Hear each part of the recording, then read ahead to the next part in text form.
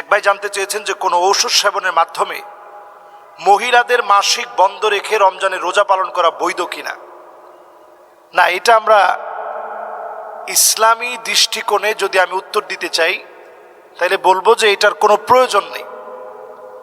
কারণ আল্লাহ রাব্বুল আলামিন মহিলাদেরকে এই সুযোগ দিয়েছেন, তার জন্য এই সুযোগ আছে।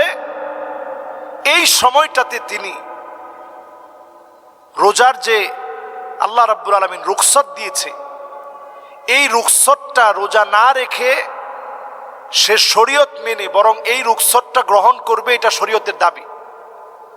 এই সময়টা আপনি ওষুধ খেয়ে বন্ধ করবেন, এরপরে ইবাদত বন্দেগী করবেন, যে রমজানের মহা ইবাদত, ইবাদতের বসন্তকাল আমার কাছ থেকে ছুটে গেছে, এটা কেমনে হয়?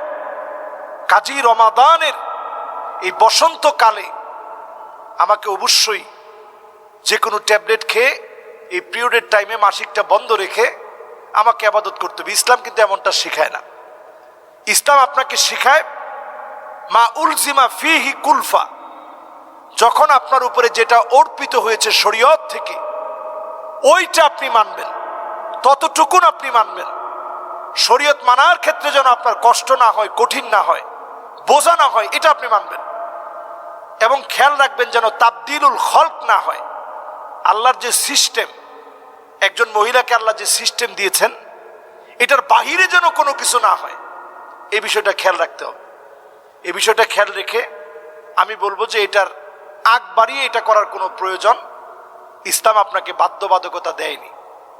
তারপরেও যদি কোনো মহিলা করে ফেলে, সে হারাম করে ফেলছে এটা বলা যাবে না, কারণ সে ইবাদতের মহাব্বতে ইবাদতকে ভালোবেসেই এই কাজটা করতে চেয়েছে।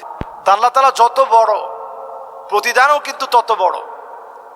রোজাদারদের জন্য রাইয়ান নামক একটা দরজা থাকবে, ওই দরজা দিয়ে শুধু রোজাদারেরাই প্রবেশ করবে। এবং আমরা একটা হাদিস সব সময় শুনি, ফামুস সাইমি আতিয়াবু ইনদাল্লাহি মিন রিহি মিস্ক। রোজাদারের মুখের যে দুর্গন্ধটা হয়, মানে লম্বা সময় না খেয়ে থাকলে, আপনি দেখবেন যে না খেয়ে থাকলে, কথা না বললে অথবা চুপ করে একটা অবস্থায় থাকলে দেখবেন মুখের ভিতরে একটা দুর্গন্ধ তৈরি হয়।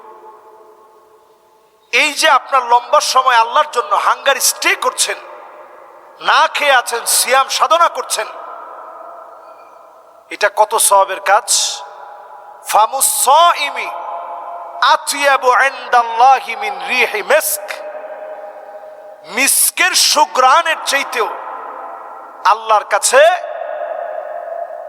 এই যে রোজাদারের দুর্গন্ধটা আল্লাহর কাছে অত্যধিক প্রিয়। এটা স্বাভাবিক কথা না ভাই। তো রোজাদার আল্লাহর কাছে অনেক দামি। আল্লাহ পুরস্কার নিজ হাতে দিবেন, রাইয়ান দিয়ে প্রবেশ করাবেন। আল্লাহ তাআলা রোজাদারের দোয়া কবুল করবেন ইফতারির সময়, সাহারির সময়। কাউকে যদি সামান্য কিছু আপনি খাওয়ান, আল্লাহ এত খুশি হবে, আল্লাহ পাক সেদিন তার নিজের হাউস থেকে নিজের পান করার গোলামদেরকে যেই পানীয় পান করাবেন, সেখান থেকে আল্লাহ তাআলা যখন পান করায় দিবেন, কেউ আর কোনোদিন তৃষ্ণার্ত হবে না, পিপাসার্ত হবে না। তো রোজাদার আল্লাহর কাছে অত্যন্ত দামি। একজন রোজাদার যখন রোজা থাকে, আল্লাহ রাব্বুল আলামিন প্রশংসা করতে থাকে যে এই গোলামগুলো আমার জন্য রোজা থেকেছে। তো এই রোজা থাকাকালীন সময়ে আল্লাহ তাআলা তাদের উপরে খুশি হতে থাকেন প্রতিনিয়ত। পুরস্কারের কোনো শেষ নেই। আর যেই পুরস্কার সবচেয়ে বড়, সেটা হচ্ছে আল্লাহ নিজ হাতে রোজাদারদেরকে পুরস্কার দিবেন। অন্য হাদিসের ভিতরে আসছে আল্লাহ নিজেই রোজাদারদের পুরস্কার। সুবহানাল্লাহ ওয়া বিহামদি। এটার ব্যাপারে প্রায় 5টা হাদিস আছে। আল্লাহ নিজেই প্রতিদান মানে কি? সেদিন আল্লাহ রাব্বুল আলামিন নিজে গোলামদেরকে জিজ্ঞাসা করবে, হাল আনতুম রাদিন আন্নি, তোমরা কি আমার উপরে খুশি? ইবাদি সালুনি উতিকুম, চাও, আমার দিতে বড় মনে চাচ্ছে, আমি তোমাদের কাছে কিছু দিব। তো গোলামরা বলবে, আল্লাহ সব তো দিছেন, আর কি লাগবে? গুনাহ মাফ করছেন, গুনাহ গোপন করছেন, জান্নাতের মালিক বানিয়ে দিয়েছেন, জাহান্নামের আগুন থেকে হেফাজত করছেন, আর কি চাবো আল্লাহ? আল্লাহ সেদিন বলবে, গোলাম চাও, দিতে বড় ভালো লাগে। সেদিন আল্লাহ নিজে বারবার চাইতে বলবেন। আদম আলাইহিস সালাম বলবে, ঠিক আছে সবাই মিলে চলো আল্লাহকে বলি। আল্লাহ যেন রাগ করে কোনোদিন বের করে না দেয়। সেদিন সবাই মিলে ধরবে, আল্লাহ রাগ করে আর বের করে দিয়েন না। আল্লাহ পাক সাথে সাথে জানাবে উহিল্লু আলাইকুম রিদওয়ানি ফালা আসখাতু আলাইকুম বাদাহু আবাদা, যাও খুশি হয়ে গেলাম, কোনো দিনের জন্য আমি রাগ করব না। সুবহানাল্লাহ বিহামদি। এরপরে আল্লাহ আবার বলবে গোলাম কিছু একটা চাও, আমার দিতে বড় মনে চাচ্ছে। সেদিন বান্দা কি চাবে? বান্দা সেদিন আল্লাহর কাছে বলবে আল্লাহ আপনার কাছে আর কিছু চাই না, শুধু এতটুকুন চাই, আপনি আল্লাহ মেহেরবানি করে মুসা আলাইহিস সালামের শিখানো প্রশ্নে, মুসা আলাইহিস সালামের শিখানো পদ্ধতি অনুযায়ী সেদিন সবাই মিলে বলবে আল্লাহ একবার হলেও আপনার দেখতে চাই। যখন দেখতে চাবে আল্লাহ রাব্বুল আলামিন পর্দাগুলা সরায় দিবে।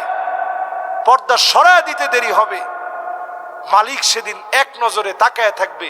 ফায়ানজুরু ইলা ওয়াজহিহিম ওয়া ইয়ানজুরুনা ইলা ওয়াজহিহি, সবাই এক নজরে আল্লাহর দিকে তাকায় থাকবে, আমার আল্লাহ এক নজরে গোলামদের দিকে তাকায় থাকবে। সুবহানাল্লাহ বিহামদি।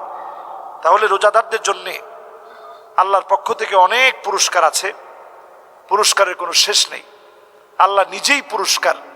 এই পুরস্কার দেওয়ার সময় বান্দাদেরকে আল্লাহ বলবে ওয়ালা দাইনা মাজিদ, যুগের পর যুগ চলে যাচ্ছে, সবাই তাকায় আছে আল্লাহর দিকে। আল্লাহ তাআলা বলবে সামনের দিকে যাও, আরো অনেক অনেক পুরস্কার আছে। সুবহানাল্লাহ বিহামদি।